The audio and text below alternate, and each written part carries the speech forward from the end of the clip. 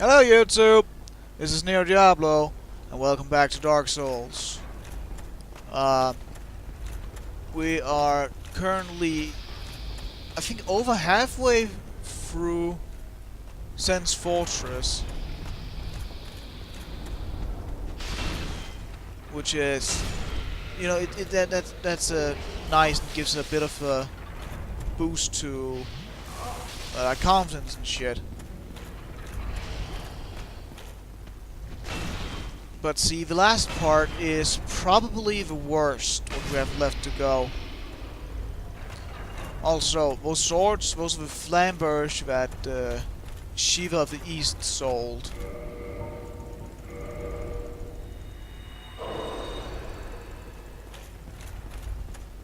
It's a great sword that causes bleed, so... I'm just gonna... it'd be a waste, but I really don't want to deal with you.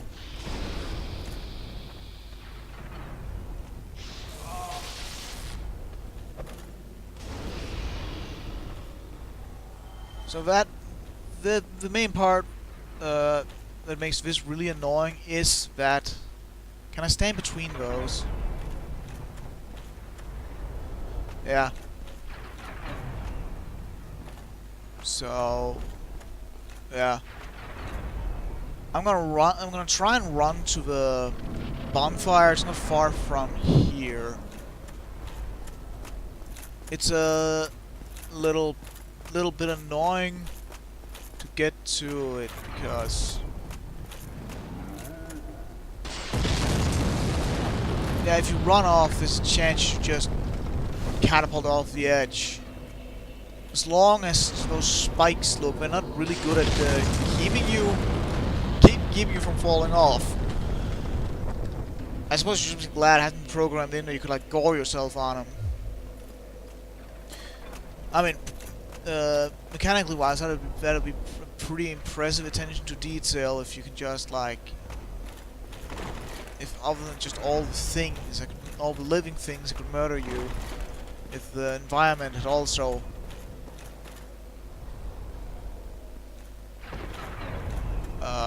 yeah. You see, the biggest problem with this area we're going through right now is there's a giant tossing big-ass bombs at us from above.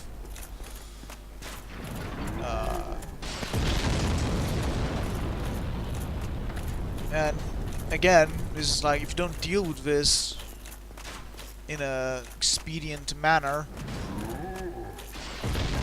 you're gonna have issues with the boss. The boss is a little annoying, I suppose. Again, this is one basically I'm gonna cheese this because I want to show probably one of the strongest NPCs to summon in this game.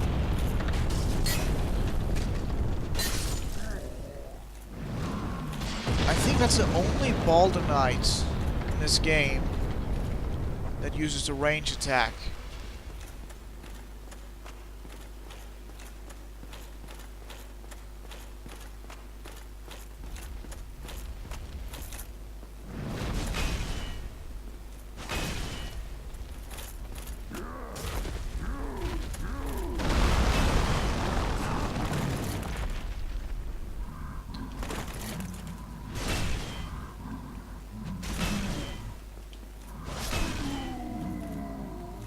Yeah, so that kind of hurt.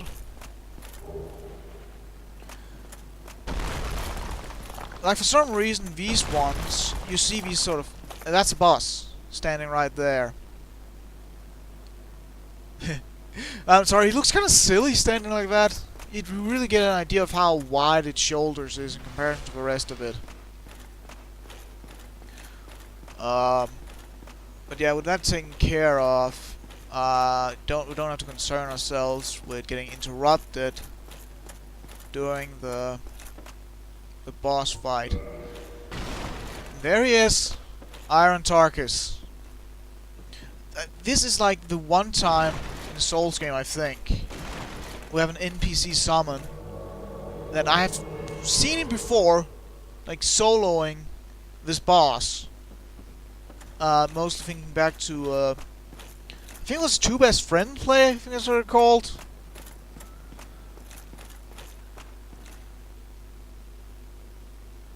I don't need your... We don't need... Tarkus do not need your help.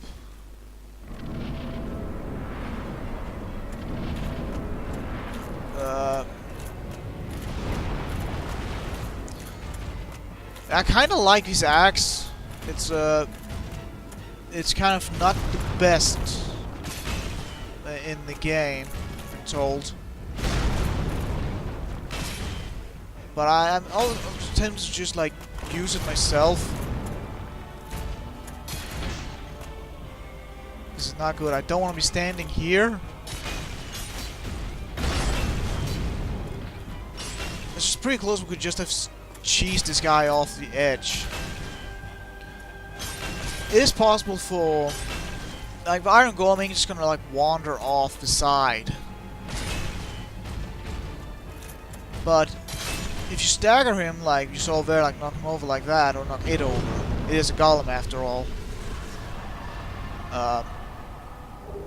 Yeah, I don't know what that was about. I wanted to show Tarkus to solo it, but I kind of forgot about that. It seems.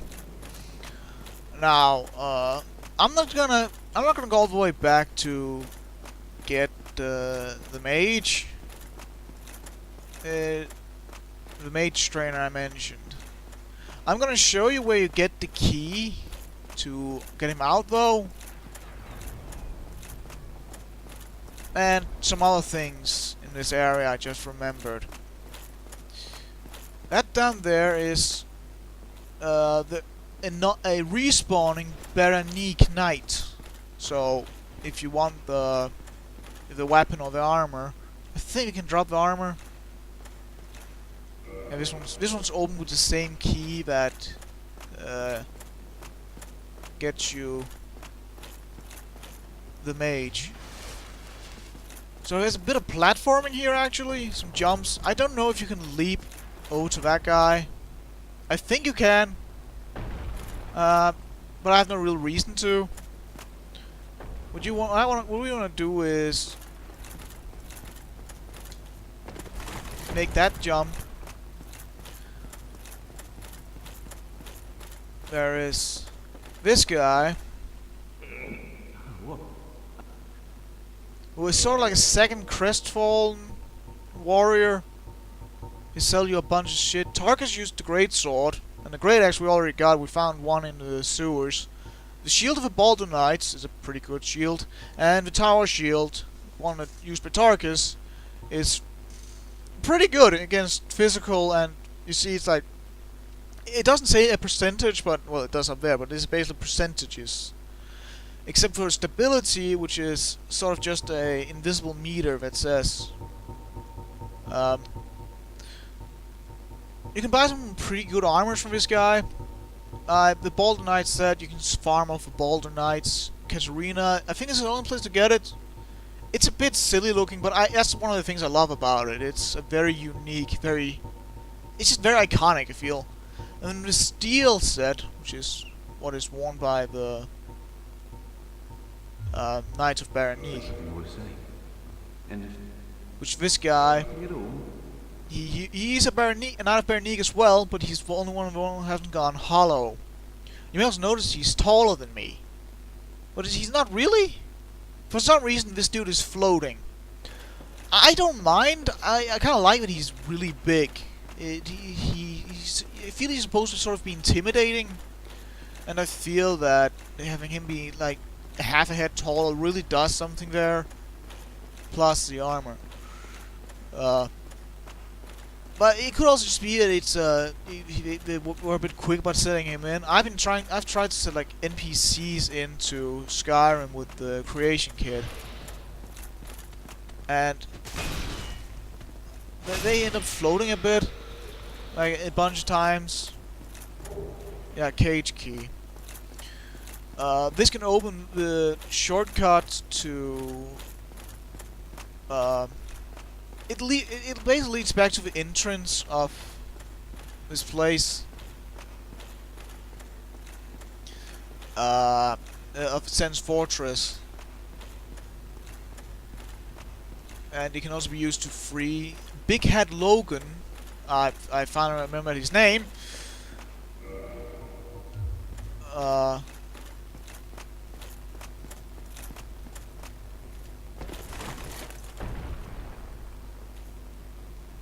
there's an item down there. I think... Yeah, in Dark Souls you can survive that drop. In Dark Souls 2 you'd probably explode. I've never used a sniper crossbow. Crossbow's more strength thing. It looks pretty fucking cool. It has high dex requirements. I always wanted to use this. Just, it looks really cool. I suppose you just have to maybe make a chat. There's an NPC in the DLC known as... Sorry, that rhymed. An NPC in the DLC known as Chester the Magnificent, I think? Or just Chester, I don't remember.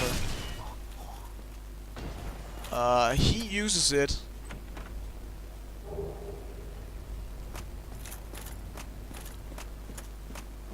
I don't think he has any other weapon, really.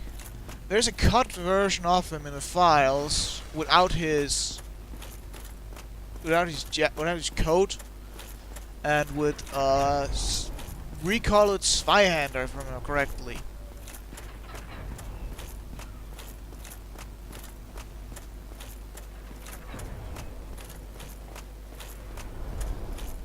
Like, you may wonder why I ran through here before. Basically, these black marks on the ground, that's where that's your warning that that those areas explode. You know, I think I'm pretty close to being able to one-hand this one. Well, depending on your perspective, yes, I'm getting close.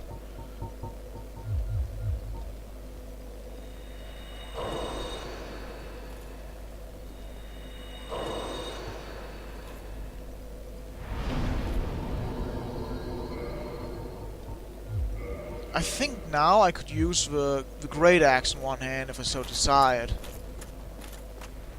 Which I don't. I've already had a pretty good run with the great axe once. Basically I was a Iron Tarkus fanboy. I forgot I wanted to upgrade my weapon a bit while I was there. Dangus. Well, I suppose I don't really need to. There's a I'm not done here. I just remember there's again another weapon that really won't be good for me, but if you're like doing a dex build, it's probably one of the best. I mean, I'm mostly guessing now. It seemed like a pretty cool, fun weapon to use. It's a unique rapier with a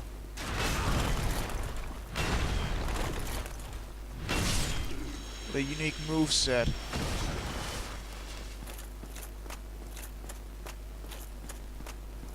Like, if you wanna be like have a +10 weapon before leaving this area, that's very possible.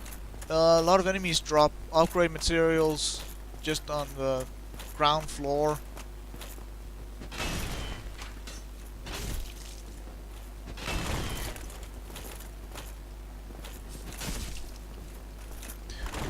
So this guy, he looks a lot like the guy who freed us, wears the same armor.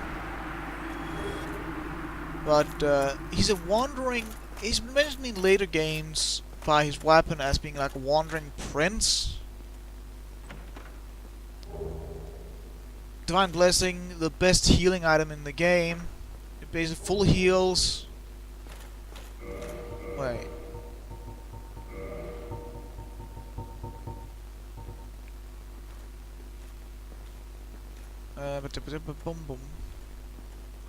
Yeah, I think I mentioned one thing. I think I mentioned mentioned at one point that the Ring of Sacrifice allows you to, like, die without any consequences. I forgot one consequence is that if you die to an enemy that causes curse, it's a status effect where you are basically, you have half health after that.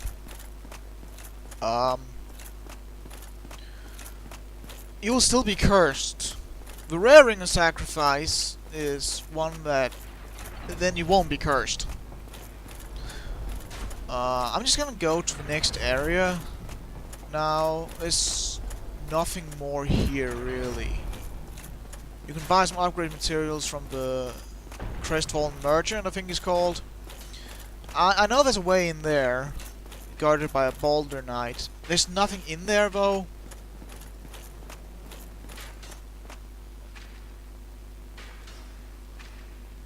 Why? Oh, it's this one that opens. Shit. So that should be available if we have to go through Sen's Fortress. Like on foot another time, that should be helpful. The thing is, though, we won't really have to do that. I'd wager. Since, when we get to this next area, when we're beaten the next area, we get the ability to teleport between bonfires, which is really nice at that point.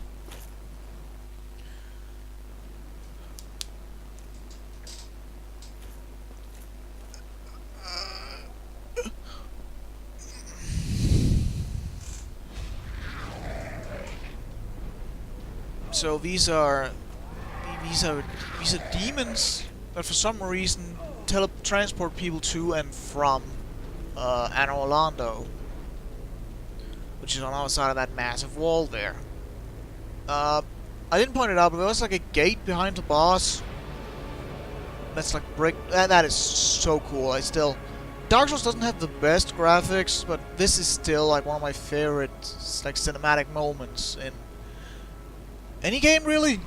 I mean, not like it's not like everything else like pales in comparison or some shit like that, but it is really cool, and I get excited anytime I see it. It's just like, I guess it's that I'm not a Dark Souls master, so getting to Anor Londo always feels like something special to me. Out up there's the Duke's Archive. It's a later area we'll have to go to. It's blocked off now.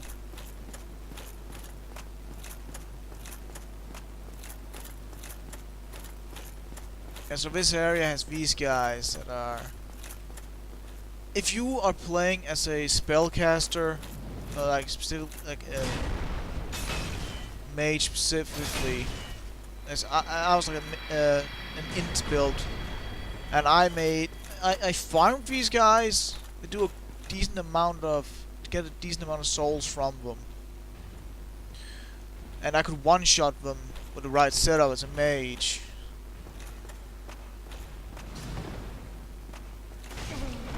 Ow.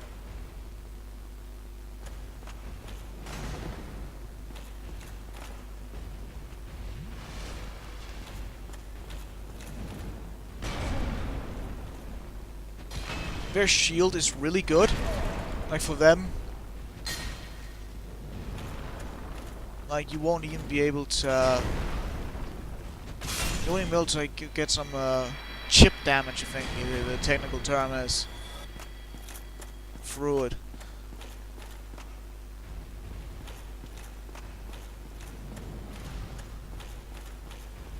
The statue behind us right now is one of the two bosses of the area. The boss, like the boss of the area, like the final, is a double fight between this guy called Ornstein, the Dragon Slayer, or Ornstein. I always heard it pronounced as Ornstein, and his buddy, Executioner Smo.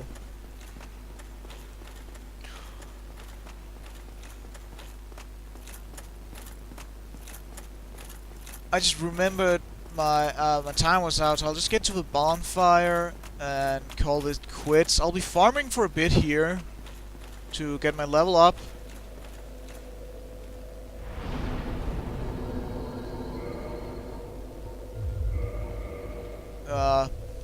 So I can get ready to to get stuff I need.